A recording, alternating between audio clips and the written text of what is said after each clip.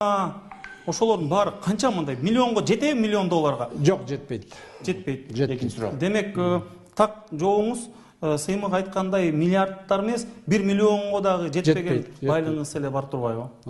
Экинчи суроом, ал дагы ушул социалдык баракчама келди. Дароо эле Мелис, сен ушул намаз окуйсуң өзүң, даарат алып туруп, ыйык Куранды алып туруп, Кубанычбек байкеге карматчы дейт.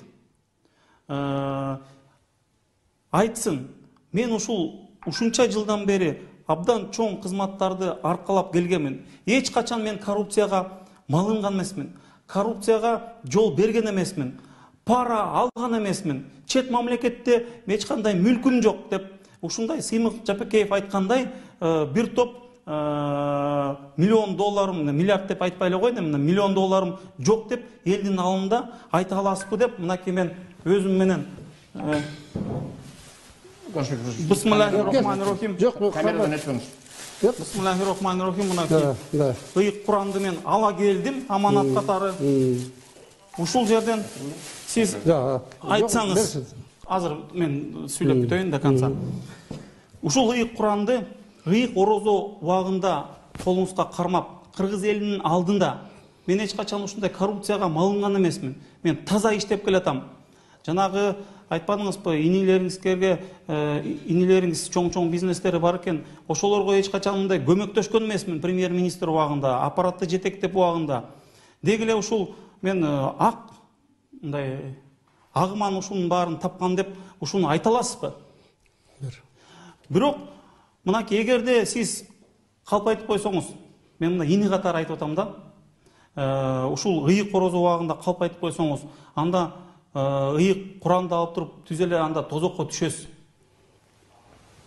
Оң кол менен берейин. Урматтуу кыргыз элим, урматтуу ошол соцсетте отурган көрөрмандар, мен Жумалиев Кубанычбек Мырзабекович 1992 жылдан 2005 жылга чейинки иштеген учурда бир дагы коррупциялык ишке катышкан эмесмин. Экинчиден, менин туугандарым сурап келгенде интеллектуал деңгээлим менен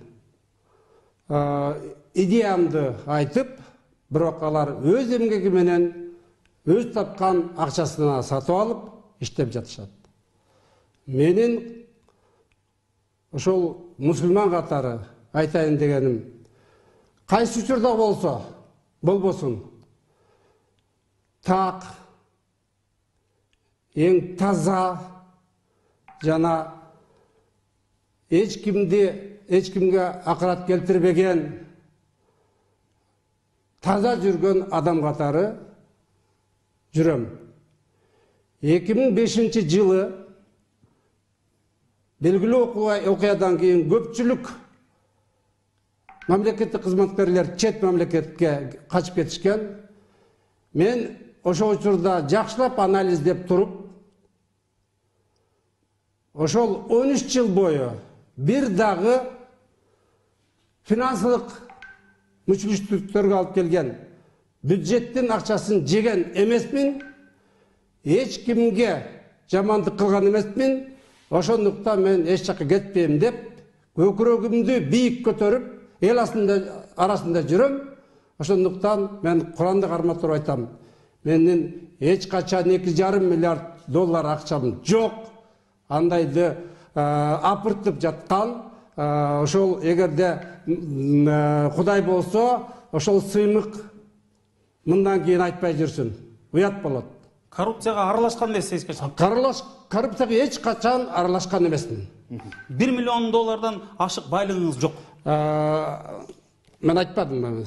Жок, ошол айтып коюңуз дагы. 1 миллион доллардан мына ашык байлыгыңыз жок. Ооба, 1 миллиондан ашык байлыгым жок. Эми мусулманчылыкта бир шарт бар. Бул Куранды кармаш арзан нерсе эмес. Экинчи, андан оор бир өрнүшү бар. Жанагы калп үчүн мүрзөнү тегереткен бир шарт бар да. Ушун түз эфирде элдин алдында туруп ушунчалык катуу нерсеге чейин жетпесеңиздер болмок.